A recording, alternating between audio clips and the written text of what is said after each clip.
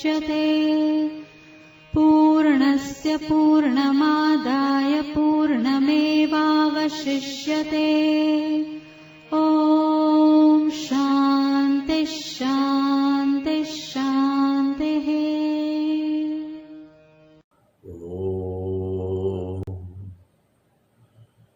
सिन्दूरारुणविग्रहां त्रिनयनां माणिक्यमौलिस्फुरत् तारानायकशेखरां स्मितमुखीम् आपीनवक्षोरुहाम् पाणिभ्यामलिपूर्णरत्नचषकं रक्तोत्पलं बिभ्रतीम् सौम्यां रत्नघटस्थरक्तचरणां ध्यायेत्परामम्बिकाम्। श्रीचक्राङ्कितबिन्दुमध्यनिलयां पीताम्बरालङ्कृतां शङ्खं चक्रवराभयं च दधतीं बालेन्दुमौलिं शुभाम्। सिंहस्योपरि संस्थितां त्रिनयनां मूकासुरच्छेदिनीं श्रीकोलापुरवासिनीं भगवतीं ध्यायामि मूकाम्बिकाम्। मम न भजनशक्तिः पादयोस्तेन रक्तिः न च विषयविरक्तिः ध्यानयोगेन शक्तिः। इति मनसि सदाहं चिन्तयन् आद्यशक्ते रुचिरवचनपुष्पैः अर्चनं सञ्चिनोमि। विशुद्धज्ञानदेहाय त्रिवेदी दिव्यचक्षुषे श्रेयप्राप्तिनिमित्ताय नमः सोमार्धधारिणे। ॐ शान्ति शान्ति शान्तिः। ॐ भद्रं नो अपि वातय मनः।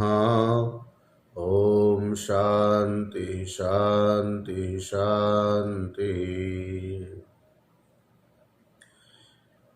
मन और वाणी की पवित्रता के लिए भगवान नाम संकीर्तन करें।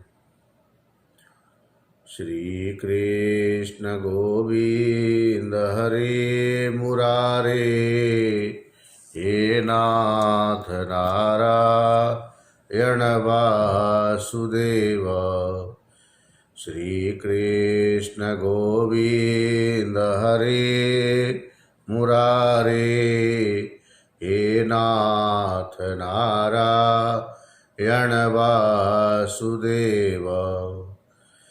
करारविन्देन पदारविन्दं मुखारविन्दे विनिवेशयन्तं वटस्य पत्रस्य पुटेशयानं बालं मुकुन्दं मनसा स्मरामि। श्रीकृष्ण गोविंद हरे मुरारे, हे नाथ नारायण वासुदेव। जिह्वे पिबस्वामृतमेतदेव गोविन्द दामोदर माधवेति। श्रीकृष्ण गोविंद हरे मुरारे, हे नाथ नारायण वासुदेव।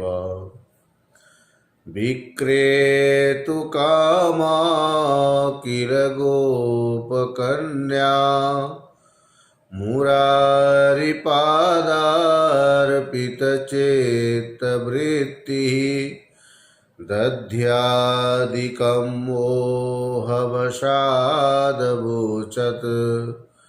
गोविन्द दामोदर माधवेति गोविन्द दामोदर माधवेति।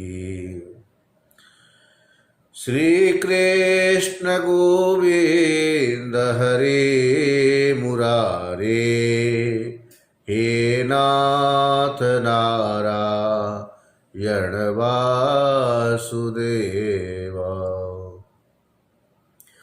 सुखावसाने इदमेव सारं दुःखावसाने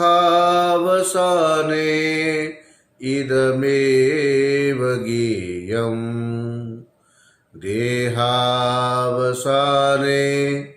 इदमेव जाप्यम् गोविन्द दामोदर माधवेति।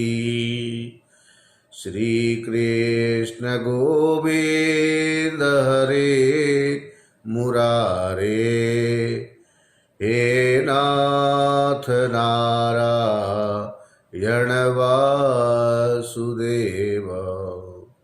श्री कृष्ण गोविंद हरे मुरारे हे नाथ नारायण वासुदेव। हे नाथ नारायण वासुदेव।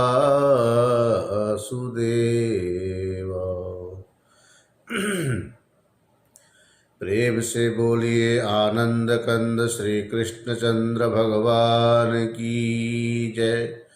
सियावर रामचंद्र भगवान की जय। पवन सुत हनुमान की जय। बाबुलनाथ महादेव की जय। मुंबया मात की जय।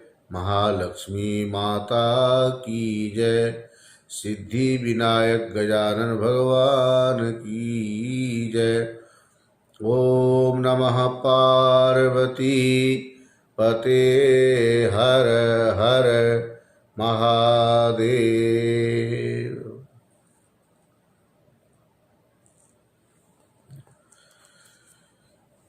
परमात्मा की असीम अनुकंपा से लघु वासुदेव मनन इस ग्रंथ को आप लोग सुन रहे हैं।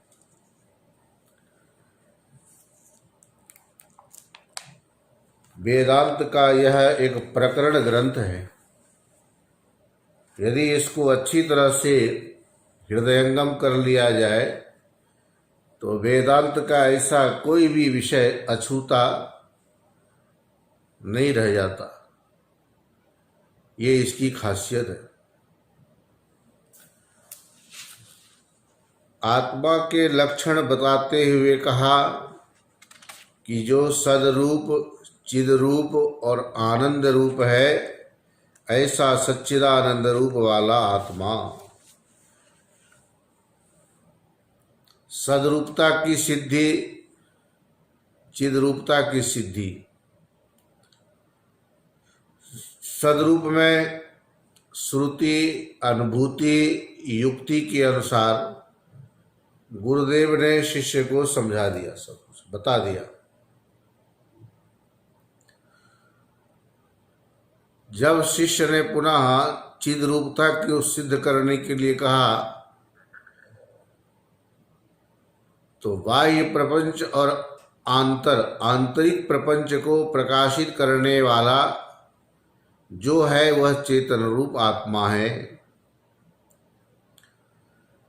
हमारे द्वारा अंदर और बाहर के प्रपंच प्रकाशित होते हैं, वे प्रपंच हमें प्रकाशित नहीं कर सकते। दृष्टांत दिया, चाहे अंधकार वाले कमरे के अंदर हम बंद हों, लाइट चली जाती है, उस अंधेरे में भी हम अपने आप को जानते हैं। ये जानने वाला चेतन है।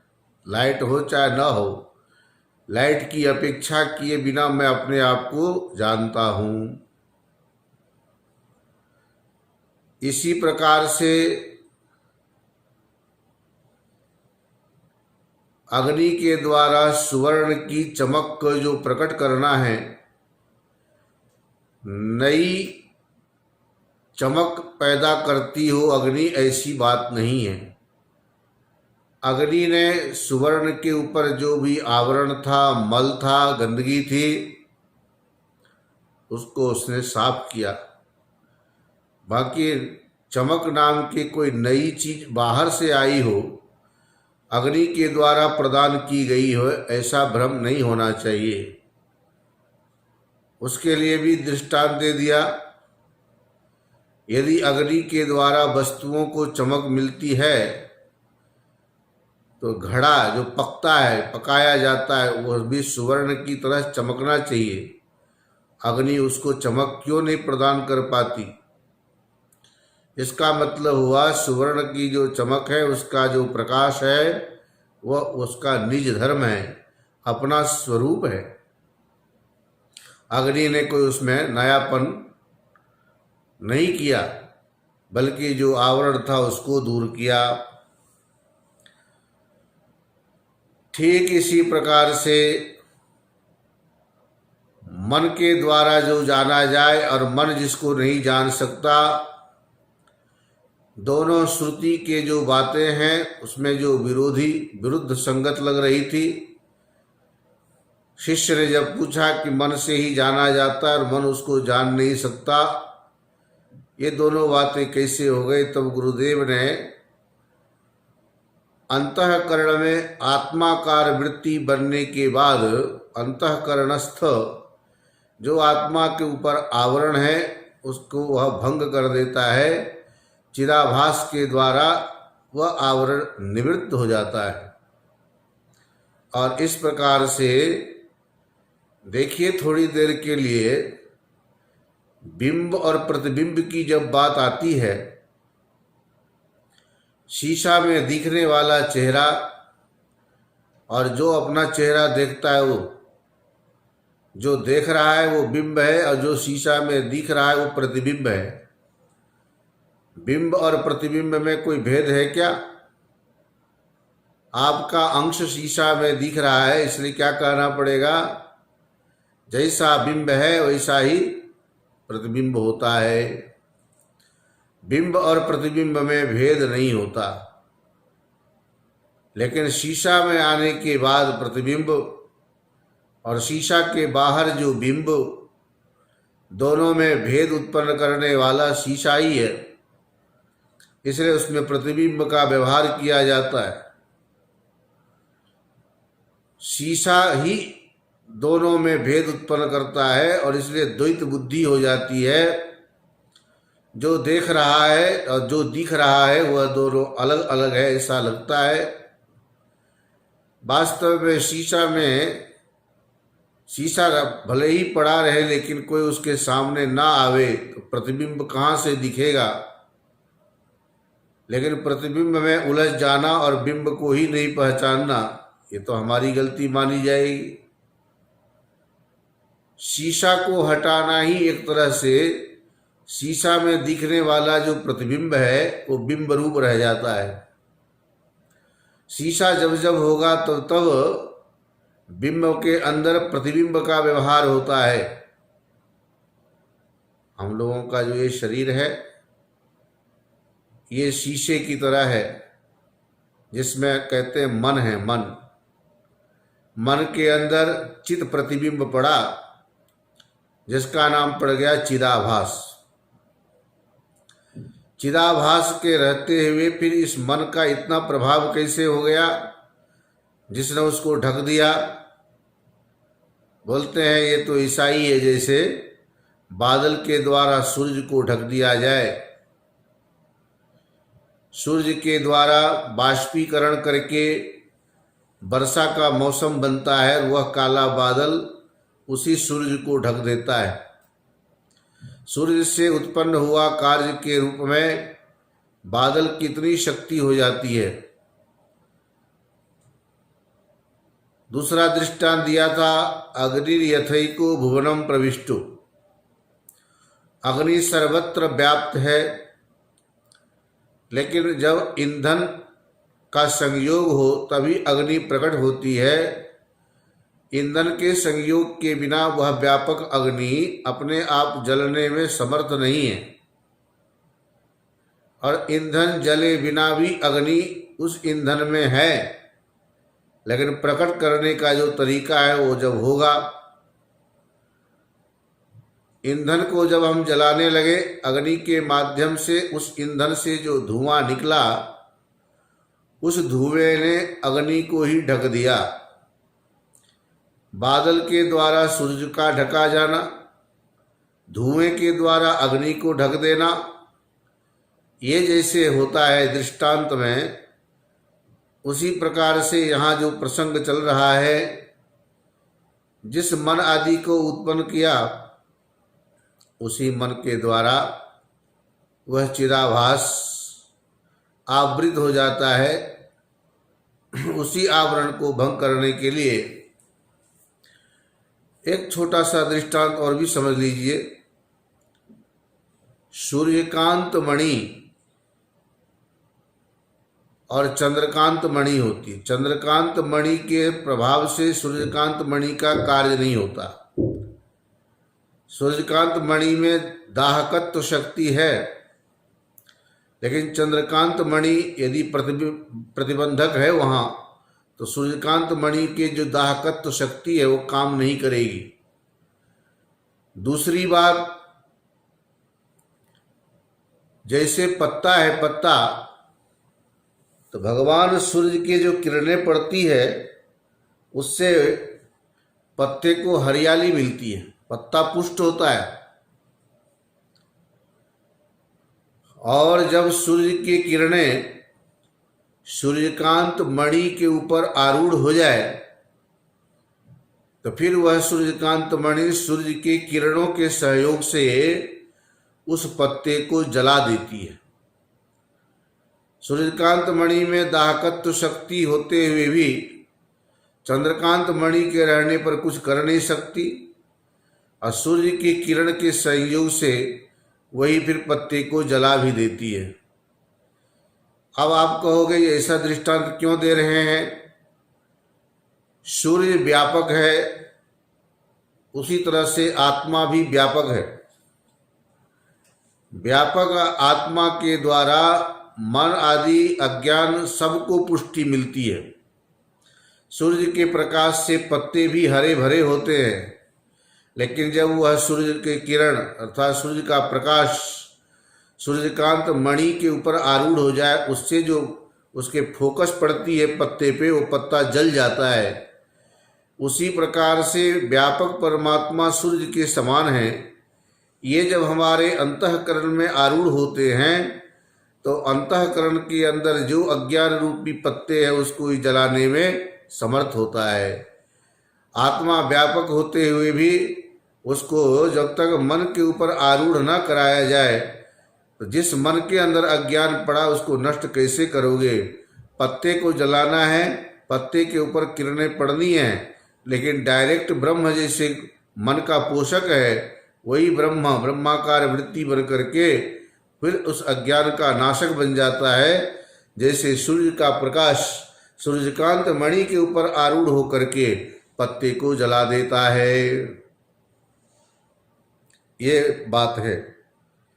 वेदांत की प्रक्रिया जब समझ में आ जाती है तो बात बड़ी आसान लगती है, उससे पहले बड़ी कठिनाई होती है।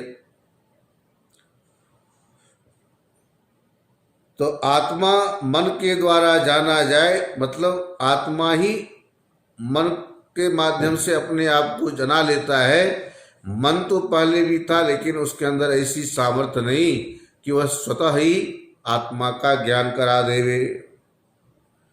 एतद्वा कथम इति चेद शृणु। अब दूसरे तरह से समझिए कि मन कैसे अपना योगदान देता है आत्मा के ज्ञान होने में। आत्मा जो ज्ञात होता है इसमें मन की भूमिका किस प्रकार की है, उसको थोड़ा दूसरे ढंग से भी समझा रहे। शृणु। दीपेन अंधकार विनाशस्थले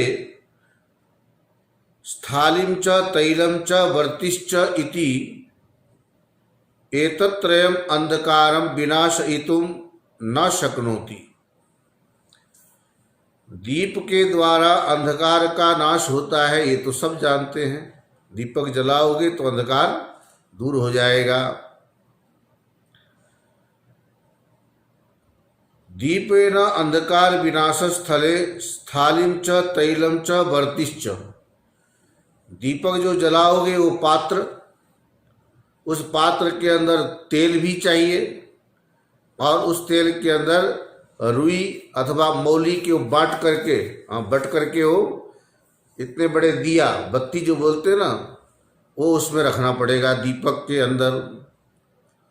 दीपक, तेल और बत्ती, एतत्त्रयम् अंधकारम विनाशयितुं न शक्नोति। ये भी तीनों यदि अलग अलग रहें तो अंधकार को नष्ट करने में समर्थ नहीं हो सकते। दीपक अकेला अंधकार को दूर नहीं कर सकता। दीपक में रहने वाला तेल भी अंधकार के नाश के प्रति कारण नहीं बन सकता और बत्ती भी नहीं बन सकती। सर्वत्र परिपूर्णः कारण अग्नि अपि एतत् साधनम विहाय। अब आप कहोगे क्यों नहीं बुझा सकते ये तीनों मिल करके? बोले अभी इसमें अग्नि का संयोग नहीं हुआ है। जैसे ही अग्नि बत्ती में आपने माचिस से सुलगा करके लाइटर से किसी चीज से बत्ती जलाई, अग्नि का संयोग हुआ उस बत्ती के साथ, अब आप बड़े आराम से अंधकार को नष्ट कर सकते हो, दूर कर सकते हो। जो अग्नि कारण है उस अंधकार को हटाने में, वो सर्वत्र विद्यमान होते हुए भी उसको भी दीपक आदि के संयोग की आवश्यकता है अंधकार को दूर करने के लिए। व्यापक होते हुए भी अग्नि अंधकार को नष्ट क्यों नहीं कर पाती? जब तक ये सब साथ नहीं होते। कारण अग्नि अपि एतत् साधनं विहाय केवलं स्वयमेव तम अंधकारम नाशयितुं न शक्नोति। वह व्यापक अग्नि स्वयं स्वतंत्र रूप से अंधकार को नष्ट नहीं कर सकती, दूर नहीं कर सकती। तथापि तद्वर्ती संबंधी अग्निर दीप नामधेयः सन अंधकारम बाधते। अंधकार का बाध कब होगा? जब दीपक भी हो, तेल भी हो, बत्ती भी हो। अभी भी ये अंधकार को हटाने में समर्थ नहीं है।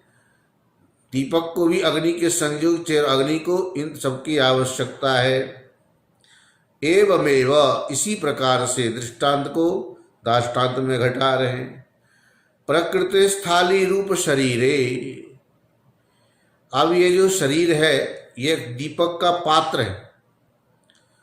वहाँ दीपक का पात्र है मिट्टी आदि का, पीतल का। यहाँ पर जो दीपक रूपी पात्र है वह है हमारा शरीर। दीपक में फिर क्या डाला? तेल। कर्म रूप तैलेना। अब उसमें हम कर्म रूपी, हमारे जो कर्म हैं वो तेल पड़ा है इस शरीर रूपी दीपक के अंदर। और उत्थापित वर्ती रूपम अग्नि रूप आत्मा आरुह्य। कर्म रूप तेल के द्वारा उत्थापित जो वर्ती है दिया,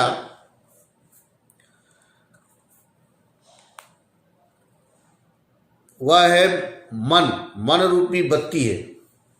शरीर रूपी दीपक के अंदर कर्म रूपी तेल है और जो मौली अथवा रुई को बट करके जो आप बत्ती बनाए थे वह बत्ती हमारा मन है। तैलेना उत्थापित वर्ती रूप मनसी अग्नि रूप आत्मा आरुह्य। अब ये जो मन है उसमें से को निकाल दिया जिसमें अब अग्नि का संयोग होना है, तद अभेदेन अवस्थितो जीवानाम अपि, उसमें आत्माकार जो वृत्ति बनी, आत्मा के साथ जैसे उस मन रूपी बत्ती का संयोग हुआ वह दीपक प्रज्वलित हो गया। जीवानाम अपि सन तत्तद विषय आवरक अज्ञान रूप अंधकारम निरस्य, अभी तक जिस मन में अनेक विषयों के आकार बनाने की सामर्थ्य थी, अथवा जिस मन से वह ढका हुआ था, जिस मन के अंदर अज्ञान रूपी आवरण के माध्यम से जो चिदाभास अपने आप को पहचान नहीं पा रहा था, जैसे ही गुरु के मुखारविंद से वेदांत श्रवण किया, आत्मा के स्वरूप को जाना कि वह अवस्थात्रय साक्षी है, तीनों शरीरों से विलक्षण है, पंचकोश से अतिरिक्त है, सच्चिदानंद रूप है।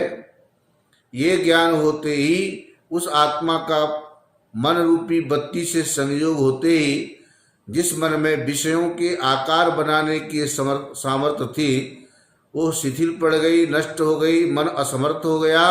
अब उसमें विषयाकार वृत्ति न बन करके आत्माकार ब्रह्माकार वृत्ति बनी। और उसने क्या किया, जिससे चिदाभास ढका हुआ था उस ब्रह्माकार वृत्ति के द्वारा आत्म संबंधी जो अज्ञान है, आत्मा का जो ज्ञान नहीं हो रहा था, उस अज्ञान रूपी आवरण को भंग कर दिया, नष्ट कर दिया।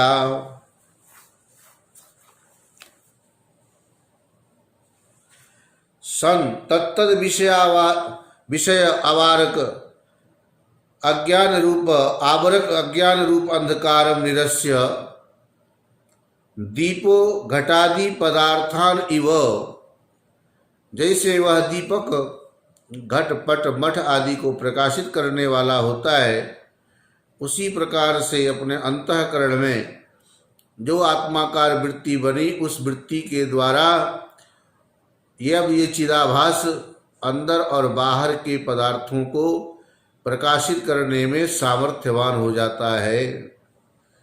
जब तक हमारे अंदर चेतन न हो, मृत शरीर के द्वारा कोई वस्तु तो नहीं जानी जाती। जीवित शरीर से हम बाहर के पदार्थों को भी जान रहे हैं, जीवित शरीर से हमारे अंदर क्या गतिविधि चल रही है इसको भी हम जान रहे हैं।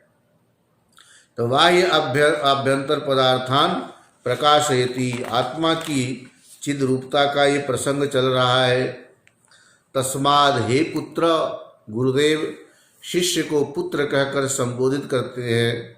बेटा, दीपक प्रकाश स्वभाषा यथा स्वयमेव प्रकाश सन, दीप का जो प्रकाश है अपने प्रकाश के द्वारा वह स्वयं ही प्रकाशित होता हुआ स्वसंबंधी पदार्थान अपि प्रकाशयति, दीप से संबंधित जो भी पदार्थ है, बत्ती, दीपक, तेल, इन सब को प्रकाशित कौन कर रहा है?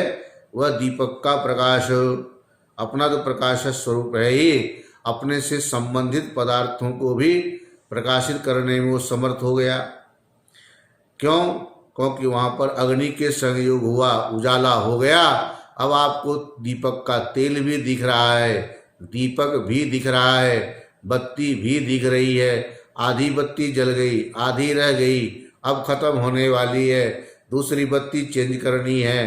तेल कम हो गया और डालो, दीपक का बर्तन टूट गया है, इसको चेंज करो।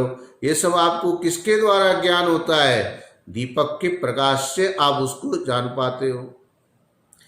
एवमेव अंतःकरणम आरुह्य, ऐसे अंतःकरण के ऊपर आरूढ़ हुआ आत्माकार जो चेतन है, स्वचैतन्येन एव प्रकाशमान आत्मापि स्वसंबंधी पदार्थान बाह्यान आभ्यंतरांश प्रकाशयति। मन अपने आप कुछ नहीं जान पाता, लेकिन मन के ऊपर मन रूपी बत्ती के साथ आत्मा रूपी अग्नि के संयोग होते ही मन भी चेतन सा दिखता है, संकल्प विकल्प करने वाला बन जाता है। और इसी मन से आप कहते हो मैं अंदर की भी बात जानता हूँ, बाहर की भी बात जानता हूँ, बाहर के पदार्थों को जानते हो। खाते समय थाली के भोजन को देखते हो, जिह्वा से आप उसका रसास्वादन करते हो, खाने के बाद गले में जलन होती है, एसिडिटी होने से छाती में जलन होती है, मिर्ची आदि पेट में जाने से पेट में जलन होती है, ठंडे पानी पीते हो, पेट के अंदर भी ठंडक होती है, अंदर आवाज़ भी होती है। ये सब आपको जो अंदर और बाहर दोनों तरह के पदार्थ जो ज्ञात हो रहे हैं, किसके द्वारा? बोले इसी के द्वारा। इसलिए बाह्यान आभ्यंतरांश्च प्रकाशयति अतः आत्मनश्चिद रूपत्वं सिद्धम। इससे यह बात सिद्ध हो गई कि आत्मा के द्वारा ही अंदर और बाहर दोनों बाह्य प्रपंच और आंतरिक प्रपंचों का प्रकाशन होता है। आत्मा ही इन सब को प्रकाशित करते हैं। इसलिए आत्मा क्या है? चिद रूप है, चेतन रूप है। आत्मा को ये शरीर मन आदि की आवश्यकता इसलिए पड़ती है। बाकी तो सूर्य की तरह व्यापक है, लेकिन जब तक उसको सूर्यकांत मणि के ऊपर आरूढ़ होने को ना मिले तब तक तो यह अज्ञान को पुष्ट ही करता है, जैसे पत्ते को पुष्ट करता है। आत्मा में ही अज्ञान भी पल रहा है, लेकिन वह अज्ञान नष्ट होने में तब समर्थ होता है जब यह आत्मा मन के ऊपर आरूढ़ हो जाए।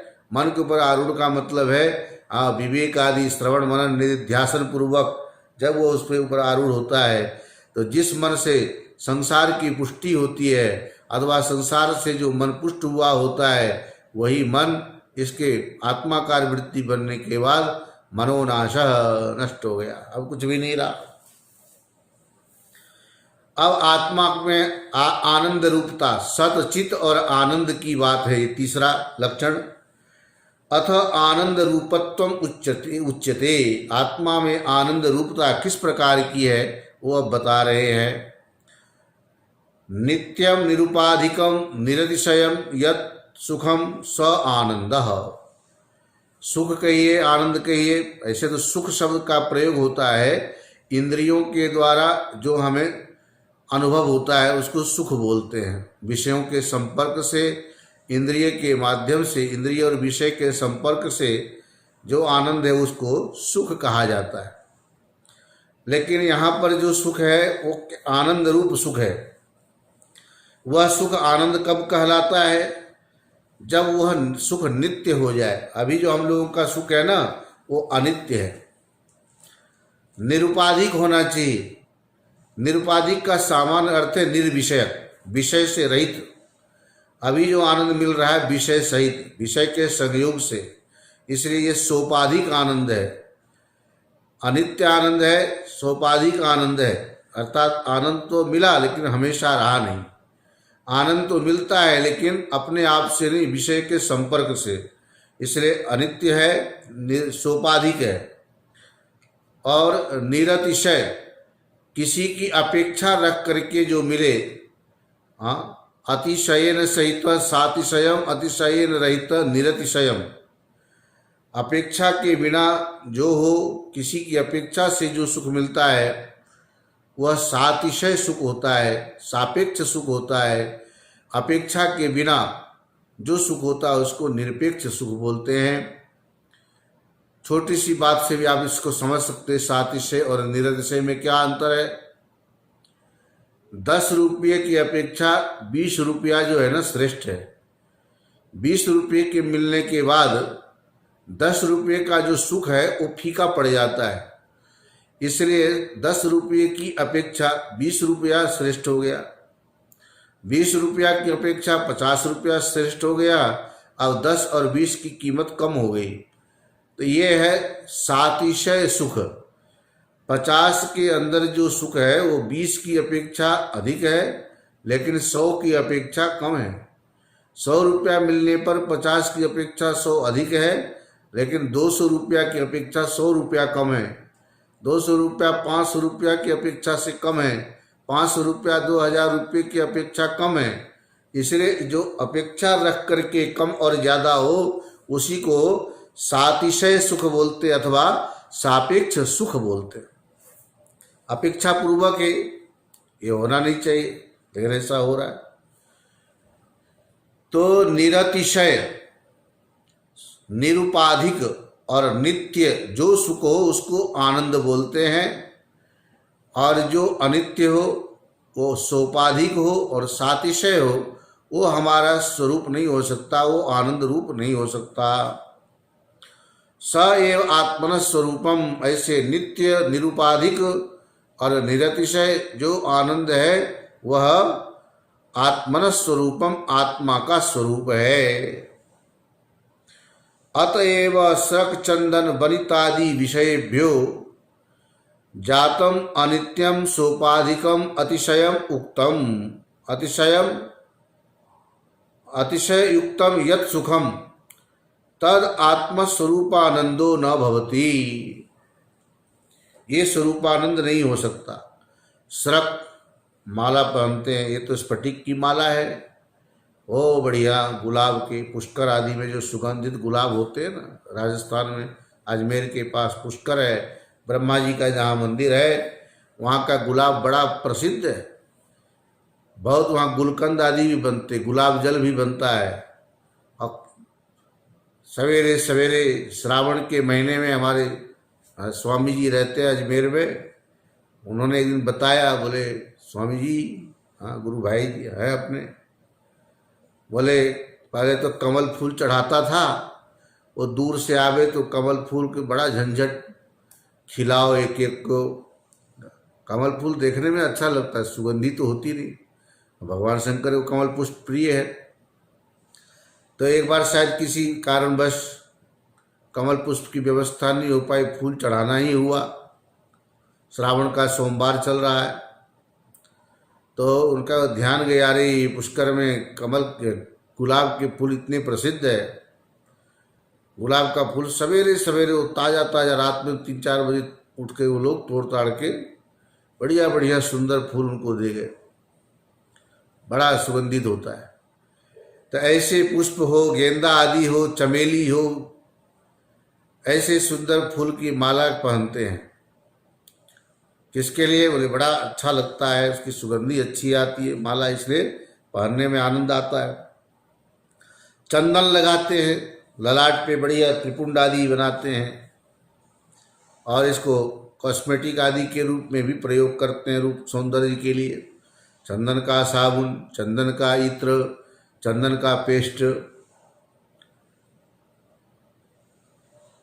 जितने भी ये स्त्री आदि संबंधित पदार्थ, स्रक चंदन और वनिता आदि विषयेभ्यो जातम, इन विषयों से उत्पन्न हुआ जो सुख है वो अनित्य है, सोपाधिक है और अतिशय युक्तम, अतिशय मतलब सातिशय है, ये निरतिशय नहीं है, निरतिशय होना चाहिए, सातिशय नहीं। तो ये जो आनंद है तद आत्मस्वरूपानंदो न भवति, ये आत्मस्वरूप का आनंद नहीं हो सकता। आनंद सुख रूप तो है, लेकिन ये सापेक्ष है, सातिशय है, सोपाधिक है और अनित्य है। तस्माद पूर्वोक्त आनंद एव आत्मस्वरूपम, जो नित्य है, निरुपाधिक है, निरतिशय है, वही आत्मा का स्वरूप हो सकता है, वही आनंद आत्मा का स्वरूप आनंद हो सकता है। इन विषयों से होने वाला जो सुख है, आनंद है, ये आत्मा का स्वरूप नहीं हो सकता, ऐसा कहा। तद कथम यदि चेत, फिर बोले ऐसा नित्य निरुपाधिक और निरतिशय सुख क्या हो सकता है जो आत्मा का स्वरूप है। सौषुप्तानंदे तद सुख लक्षणस्य विद्यमानत्वात् तम आनंदम अहमेव इति विजानीहि। तेरा सतचित आनंद रूप कोई कोई जाने रे, तेरा सतचित आनंद रूप कोई कोई जाने रे। इस रूप को कोई कोई जान पाते, सब लोग नहीं जान पाते। इसलिए सौसुप्तानंदे तद सुख लक्षणस्य विद्यमानत्वात्, बहुत अच्छे अच्छे पदार्थों को हम लोग संभाल करके रखते हैं, क्यों? सुख मिलता है। नींद आने लग जाए, कितने भी अच्छे पदार्थ हो, शास्त्र में लिखते हैं जैसे नई नवेली दुल्हन होती है हाँ, बड़े वो चंद्रमुखी दिखती है ना वो, खूब बातें होती है। कल्पना में पति पत्नी दोनों दंपति नए नए संसार प्रारंभ करने की जो कल्पना होती है उनके मन में, न जाने कौन कौन से ख्वाब देखते हैं। एक दूसरे को निहारते हैं, एक दूसरे के सुनने के लिए बड़ी सावधानी रखते हैं। उसका चलना फिरना, हंसना बोलना सब कुछ अच्छा लगता है, क्योंकि इस समय अपने अहंकार को दोनों ने एक साइड कर रखा है। देखिए, अहंकार छोड़ने के बाद दंपति में कैसा वास्तविक प्रेम होता है। फिर धीरे धीरे जो दूसरा मामला होता है उस बात को हम नहीं बताएंगे, शास्त्रों में भी लिखा है और आप लोगों के द्वारा भी अनुभव देखने सुनने को मिलता है। कभी तो नहीं बोलते हो, विवाह जब होता है शुरू शुरू में पत्नी को लोग बोलते चंद्रमुखी। बच्चा हो गया, बच्चे होने के बाद और जिम्मेवारी बढ़ती है। बोलते शादी में जिस तरह से हाथ पकड़ते हैं ना, ऐसा हमेशा हाथ पकड़ करके रखना। उसके लिए शुरू में हाथ पकड़ाया जाता है, बिना हाथ पकड़ाए भी हो सकता था ना ये सब। तभी उसका नाम रखा है पाणी ग्रहण संसार। मैं तो तेरा दास प्रभु जी, मुझे ना विसारना, मुझे ना विसारना। मैं तो तेरा दास प्रभु जी, मुझे ना विसारना। अब सौंप दिया इस जीवन का सब भार तुम्हारे हाथों में, हाथों में सब भार तुम्हारे हाथों में। क्यों ऐसा बोलते हैं? माता पिता अपना भार उसके पतिदेव जिसने मांग में सिंदूर डाला, पत्नी का नाम है भार्या, भरण करने के योग्य भरण पोषण करना है। अब भरण पोषण जो करेगा वो होगा भर्ता। पति का नाम हो गया भर्ता, जिसके द्वारा भरण किया जाएगा, और जिसका भरण होगा वो हो गई भार्या। पत्नी का नाम भार्या, पति का नाम भर्ता। तो भरण पोषण करने की जिम्मेदारी लेकर अग्नि के साक्षित्व में विवाह नाम के जो हमारे हिंदू रीति रिवाज में संस्कार है, वह संस्कार के द्वारा पाणी ग्रहण समाज के उसमें साक्षित्व में ये कार्य संपन्न होता है। लेकिन थोड़े दिनों के बाद कुछ अहंकार आदि की बात आ जाए, दहेज जैसा कोई डायनासोर बीच में आ जाए, वहाँ पर फिर डिमांड होने लगती है, लोभ बढ़ने लगता है। सास ससुर के प्रति दामाद के मन में वैमनस्य हो जाता है। फिर पति पत्नी में आए दिन कलह होने लगते हैं। इसी कलह को करने के लिए विवाह किया था क्या? बोले नहीं, सुख पाने के लिए किया। तो ये एक पक्ष है। दूसरा पक्ष है गृहस्थी के डोर चल पड़ी, धागा पकड़ा हुआ है हाथ में। धीरे धीरे करके जो दो थे, दो से तीन, तीन से चार हो गए, तीन चार पांच जितने भी हुए, अब उन बच्चों की जिम्मेदारी आ गई। उनके लिए कपड़ा लाना है, कभी बीमार पड़ गए दवाई लाना है, डॉक्टर को दिखाना है, स्कूल में ले जाना है, एडमिशन कराना है। आजकल तो ये क्या होता है ना, पीएम बोलते हैं, मैं समझता था पहले प्रधानमंत्री होते होंगे पीएम। तो पीएम तो होता है प्राइम मिनिस्टर, लेकिन बोले नहीं, वहाँ पेरेंट्स मीटिंग, उसके लिए पेरेंट्स को बुलाया जाता है। बच्चे ठीक से नहीं आए, उनके मोबाइल पे एसएमएस आता है। ऐसे एसएमएस अलर्ट सिस्टम मोबाइल में स्कूल के द्वारा किया जाता है।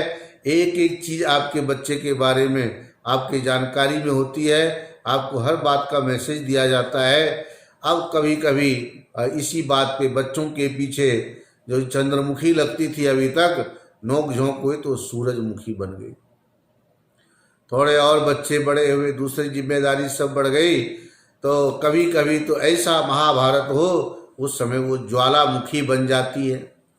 तो ये चंद्रमुखी जो थी कभी, वही सूरजमुखी और ज्वालामुखी भी बन गई। ये सब संसार के सुख में परिवर्तन होता हुआ देखा जाता है, इसलिए ये नित्य सुख नहीं है।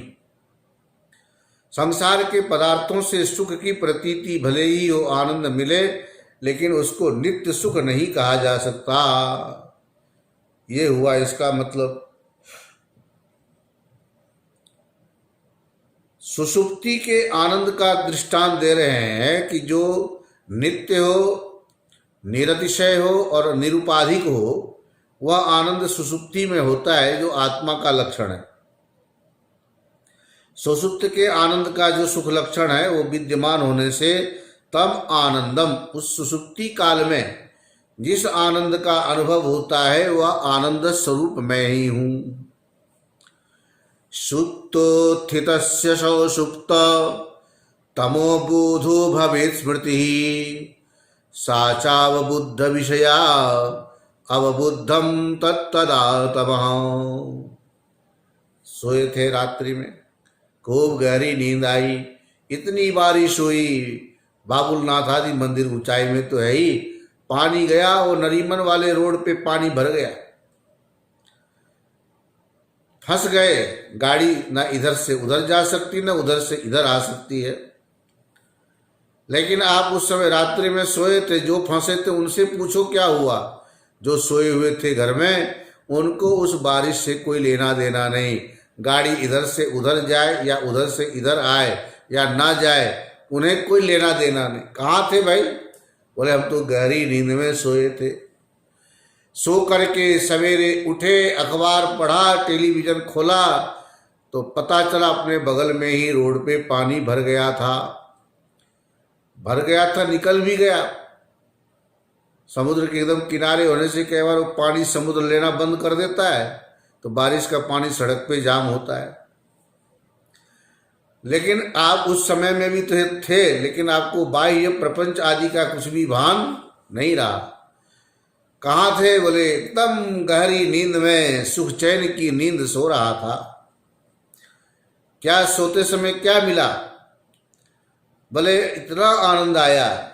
उसी आनंद के अनुभव होने के कारण आज भी, अभी जैसे बताया रे, सूरजमुखी, चंद्रमुखी, ज्वालामुखी, कितनी भी अच्छी पत्नी हो, अच्छे पति हो, कितने भी आप जगो, आखिर आंखें लग जाती है। दिन भर काम करते हो, रात्रि में सोने की तैयारी करते हो, बेड आदि झाड़ झाड़ के, और क्या बोलते, सोना है, अब बहुत थक गया हूँ। बाह्य प्रपंचों से छूटने के लिए ही तो हम उस निष्प्रपंच अवस्था में जाने की कोशिश करते हैं, जहाँ पर श्वास लेने की प्रक्रिया को भी आप नहीं जान पाते हो। मन बुद्धि की तो बात ही छोड़ो, आनंदमय कोश, ऐसे सुषुप्ति में आप जाकर के वह जीवात्मा परमात्मा से एक हो जाता है। उस समय एक होने का जो अनुभव है, निद्रा दोष के कारण हम अनुभव करते तो हैं लेकिन वर्णन नहीं कर सकते। लेकिन विद्यारण्य स्वामी जी बोलते, सुप्त उत्थितः, सो करके जो उठा, तो सौसुप्त, उस सुसुप्ति अवस्था में, सुसुप्ति से संबंधित को सौसुप्त बोलते हैं। सुप्तोत्थितस्य सौसुप्त तमोबोध, वहां पर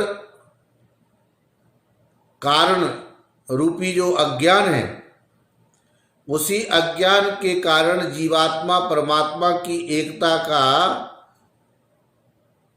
ज्ञान हमें नहीं हो पाता है।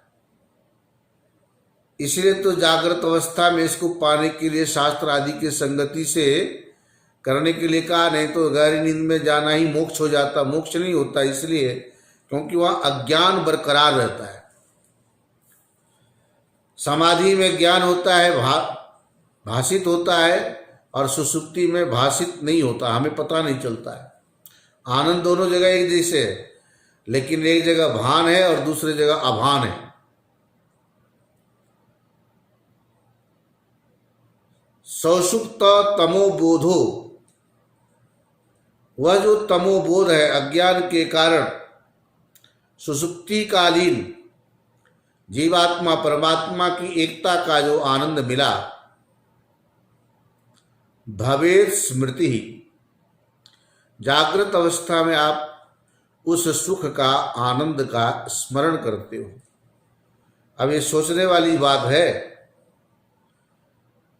अनुभव हुए बिना संस्कार नहीं पड़ता, और संस्कार के हुए बिना स्मृति नहीं होती, स्मरण नहीं होता। यदि आपने आनंद का अनुभव नहीं किया होता सुषुप्ति काल में, तो जागृत अवस्था में जिस सुख का आप वर्णन कर रहे हो, जिसका स्मरण हो रहा है, इसका मतलब है हमने सुषुप्ति काल में उसी का अनुभव किया, इसलिए उसकी स्मृति होती है। अनुभूति का भान होता नहीं, और जागृत में उसका स्मरण होता है। स्मरण हुआ है इसका मतलब संस्कार है, और संस्कार हुआ इसका मतलब अनुभव किया है। इसलिए सुषुप्ति काल के सुख को आनंद रूप कहा जाता है। वह आनंद कैसा है? वहाँ कुछ विषय नहीं था, निर्विषयक होने के कारण वह निरुपाधिक आनंद है। कोई विषय से संबंध हुए बिना ही सुख उत्पन्न हुआ, किसी चीज की अपेक्षा नहीं थी, इसलिए निरतिशय भी है। और हर रोज सोने की तैयारी करते हो, नित्य आनंद भी है। जागृत और स्वप्न में तो हम लोग विषय की वृत्ति बनने से उस आनंद के वृत्ति से वंचित रहते हैं। आनंद रूप होते हुए भी उसकी तरफ हमारी वृत्ति नहीं जा पाती, इसलिए क्योंकि मन के अंदर विषयों के आकार बनते हैं, विषयों की वृत्ति बनती है। इसलिए उस निर्विषयक आत्मा की वृत्ति बनाने के लिए हमें सुषुप्ति में जाना पड़ता है, और वहाँ हमें अपने सुख का बोध होता है। हम कैसे हैं? सुखद स्वरूप है। ननु सुषुप्तो दुख निवृत्ति एवं दृश्यते, भवद उक्तो आनंदो न अनुभूयते। सुषुप्ति में तो केवल दुख की निवृत्ति ही होती है, ऐसा देखा गया है। आपने जिस आनंद की बात की है उस आनंद का अनुभव तो वहाँ होता नहीं। तस्मात् तत्र कथम सुषुप्तो आनंद लक्षण विचारयति चेत। इसलिए ऐसा क्यों कहते हैं कि सुषुप्ति में आनंद रहता है जब उसका अनुभव नहीं होता है? तो कहते हैं, सुनो, लोके सुप्तोत्थितः पुरुषः अहम एतावन्तं कालम सुखम अस्वाप्सम। बारिश आई, रास्ते में पानी भर गया, आप कहाँ थे? बोले सुखपूर्वक मैं सो रहा था, मुझे कुछ भी मालूम नहीं पड़ा। सुखम अहम अस्वाप्सम।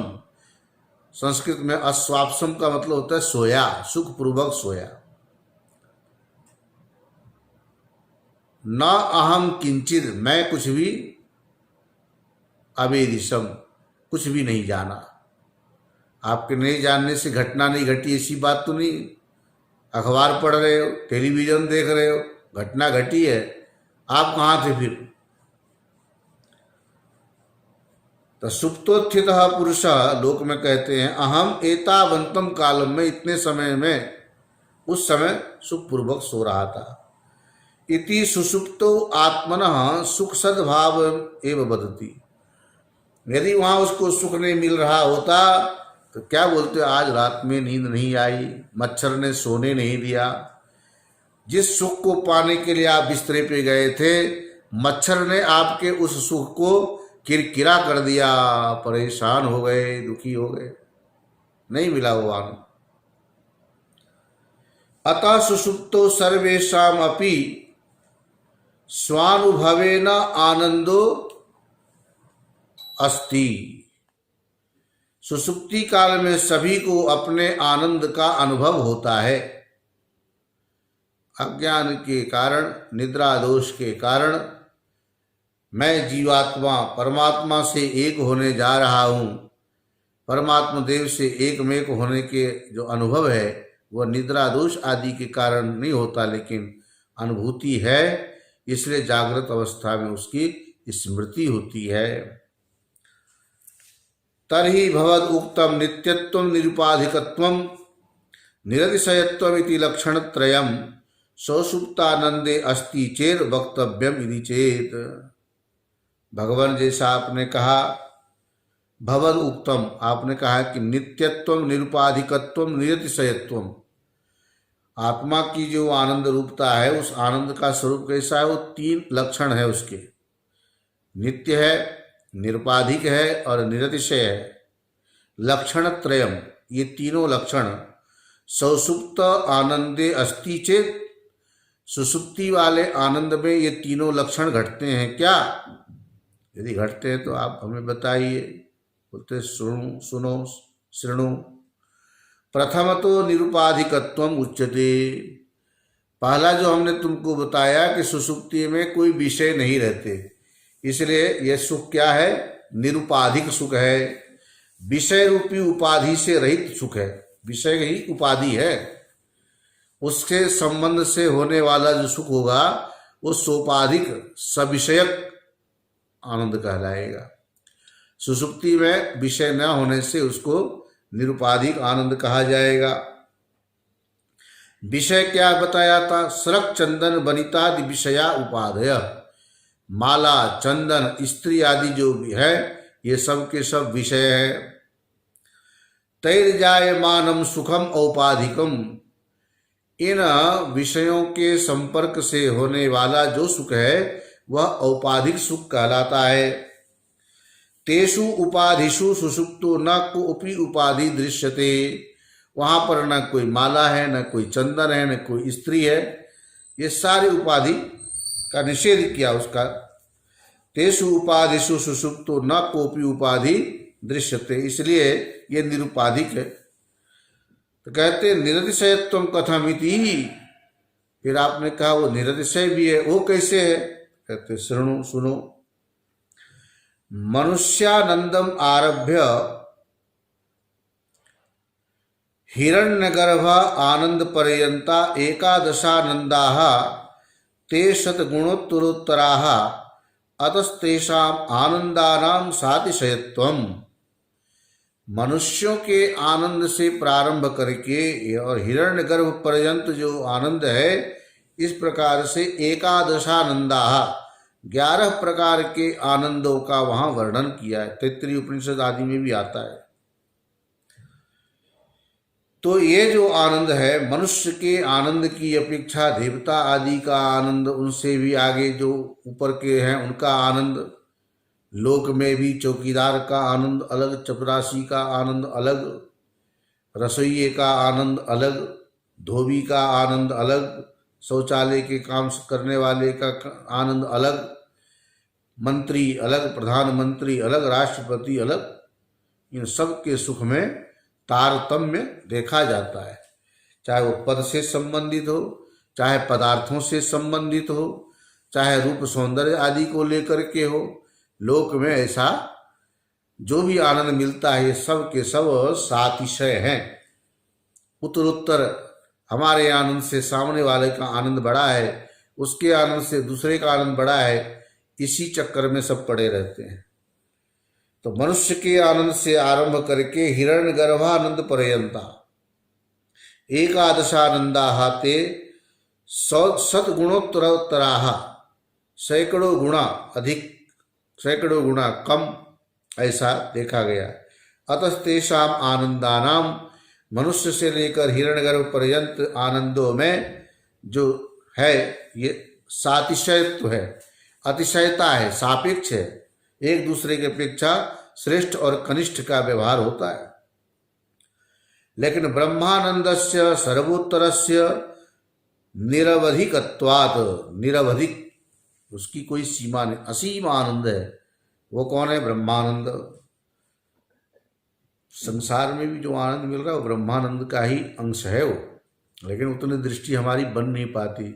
इसलिए सत्संग कीजिए, सत्संग के माध्यम से मालूम पड़ता है कि चींटी से लेकर ब्रह्मा पर्यंत, सुबह से शाम तक सब लोग आनंद को ही हम किसी न किसी रूप में पाना चाहते हैं। वो पैसे के माध्यम से हो, कपड़े आदि पहनने के माध्यम से हो, खाने पीने की चीज़ों के माध्यम से हो, गाड़ी मोटर प्लेन ट्रेन आदि में यात्रा करके माध्यम से हो, कैसे भी करके सबका प्रयास सुखी हूँ, सुख मिले, आनंद की प्राप्ति हो, इसी घन चक्कर में पड़े रहते हैं। लेकिन इन सब के माध्यम से जो आनंद मिलता है वह आनंद स्वरूप हम स्वयं हैं, ये ध्यान रखना है। तो ब्रह्मानंदस्य सर्वोत्तरस्य निरवधिकत्वात्, ब्रह्मानंद जो है वो निरवधिक आनंद है। ततो अधिक आनंदाभावात निरतिशयत्वम, ब्रह्मानंद से बढ़कर के कोई दूसरा आनंद नहीं है, इसलिए ब्रह्मानंद निरवधिक अर्थात निरतिशय आनंद है। स ब्रह्मानंद एवं सौसुप्तानंद, वह ब्रह्मानंद जैसा निरवधिक निरतिशय आनंद है, वही आनंद सुसुप्ति में जीवात्मा को परमात्मा से एक होने के बाद अनुभव में आता है। अतस्तस्य निरतिशयत्वं सिद्धम, इस प्रकार से सुसुप्ति का जो आनंद है वह निरतिशय आनंद है, निरुपाधिक भी है, निरतिशय भी है। अब इसमें जो नित्य की बात कही थी वो नित्य आनंद भी कैसे है, अनित्य क्यों कह दिया आनंद को, ये सब आगे विस्तार से बताएंगे। आत्मा के सत, चित और आनंद, इन तीनों लक्षणों को घटाते हुए लघु वासुदेव मनन में आप लोगों ने यहाँ तक श्रवण किया। आगे के प्रसंग में फिर चर्चा करेंगे। ओम पूर्णमदः पूर्णमिदं पूर्णात् पूर्णमुदच्यते पूर्णस्य पूर्णमादाय पूर्णमेवावशिष्यते। ओम शांति शांति शांति। शंकरं शंकराचार्यं केशवं बादरायणं सूत्रभाष्यकृतौ वन्दे भगवन्तो पुनः पुनः। ईश्वरो गुरुरात्मेति मूर्तिभेदविभागिने व्योमवद्व्याप्तदेहाय दक्षिणामूर्तये नमः। ओम शांति शांति शांति।